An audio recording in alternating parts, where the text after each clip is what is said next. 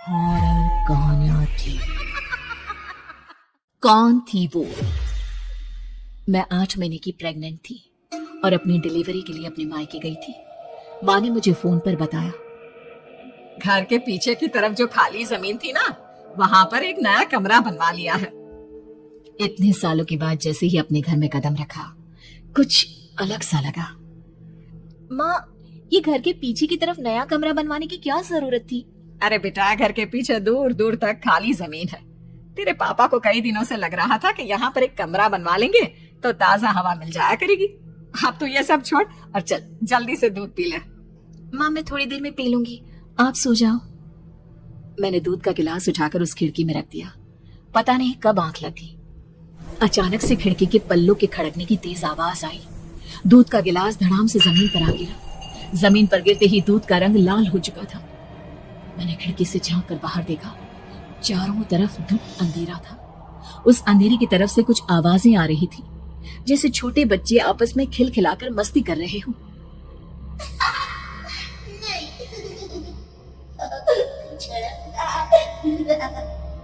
इतनी रात को इतने घनघोर अंधेरे में बच्चों की आवाज कैसे आ रही है?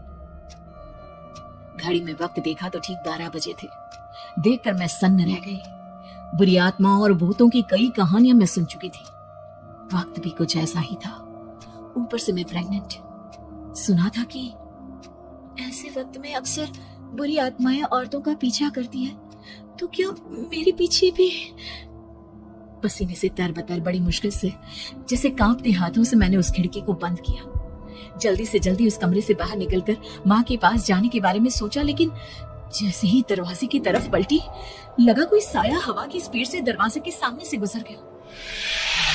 मेरे गले में अटक कर रह गई। मैं जोर से चीख कर माँ को बुलाना चाहती थी, लेकिन वो आवाज खुद मेरे कानों तक नहीं पहुंच पा रही थी। तो माँ तक कैसे पहुंचती? खिड़की के पल्ले एक बार फिर तेज हवा के झोंके से धड़ाम करने लगे और पूरी ताकत से मैं चीख पड़ी। जानती थी मेरी चीख की आवाज सुनकर कुछ ही सेकंड में माँ वहां पहुंच जाएगी, लेकिन ऐसा कुछ हुआ ही नहीं। मेरा कलेजा डर के मारे फटा जा रहा था। आखिर माँ ने मेरी आवाज क्यों नहीं सुनी? इतनी गहरी नींद में तो माँ कभी नहीं सोती। ठीक पीछे खुली हुई वो खिड़की। मुझ में इतनी ताकत नहीं बची थी कि मैं पलटकर उस तरफ देख भी सकूं। हवा का एक सनसनाता हुआ झोंका उसी वक्त मेरे कानों से आकर टकराया। लगा जैसे किसी ने दबी हुई आवाज में धीरे से मुझसे कहा, चली जाओ यहाँ से। मैंने दोनों हाथ अपने कानों पर रख लिए और एक बार फिर ताकत लगाकर जोर से चीखने की कोशिश की। माँ! पापा! मेरी आवाज उस कमरे की दीवारों से टकराकर वापस मुझे ही सुनाई दे रही थी। जितनी ताकत के साथ मैंने चीखने की कोशिश की थी, कुछ ही देर बाद उससे कहीं ज्यादा तेज और दर्दनाक चीख मुझे सुनाई देने लगी। ये आवाज ठीक मेरे पीछे खिड़की से आ रही थी। वो आवाज मेरे कानों में पिघलते हुए लोहे की तरह गिर रही थी। उन आवाजों में हैवानियत थी। वो आवाजें किसी इंसान की नहीं है, इतना मैं समझ चुकी थी। कांप रहे हाथों से मैंने अंधेरे में कुछ ढूंढने की कोशिश की।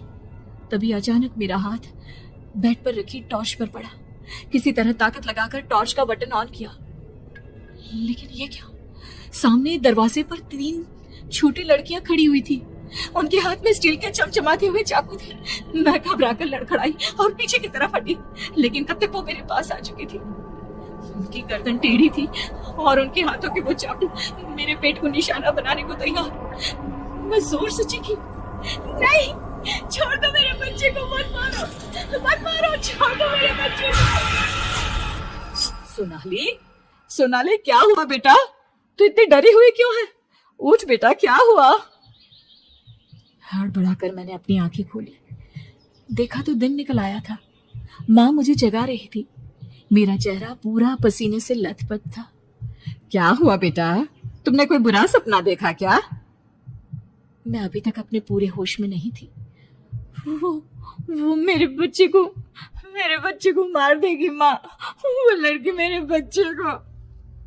मैंने घबराकर अपने पेट को छुआ। सब कुछ ठीक था। और वो दूध जो रात को यहाँ पर गिर गया था, उसका रंग लाल हो गया था। माँ ने हंसते हुए दूध का गिलास मुझे दिखाया। तुमने दूध पिया ही नहीं, पूरा का पूरा ऐसे ही रखा हुआ है। आपसे कहा था ना सोनाली, सेहत के लिए लापरवाही ठीक नहीं बेटा। लेकिन मैंने तो सब कुछ अपनी खुली आंखों से देखा था। ये सपना कैसे हो सकता है?